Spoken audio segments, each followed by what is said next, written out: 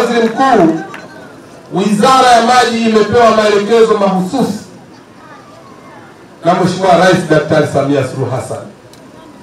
Alisema ya kwamba yeye ni mama na asilimia kubwa anayoteseka juu ya adha ya maji ni wakina mama.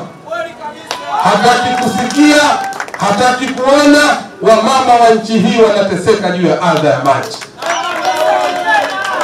Moja ya changamoto kubwa katika mkoa huu wa Tabora ilikuwa swala zima la maji. Ajenda kubwa ya waheshimiwa wabunge wa mkoa wa Tabora katika Bunge la Jamhuri ya Muungano wa Tanzania, wao walikuwa ni maji. Ajenda ya pili ni maji, ya tatu ni maji. Piga makofi mengi sana kwa heshima.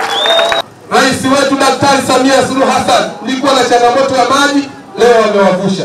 Maandiko yanasema waombao au wapandao kwenye machozi watavuna kelele za furaha. Leo mnafurahi kwa kazi kubwa aliyofanya na Rais Daktari Samia Suluhu Hassan.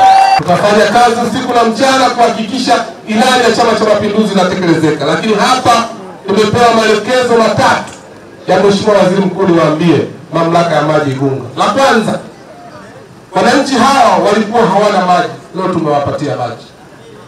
Ni marufuku kumbambikizia mwananchi bili za maji.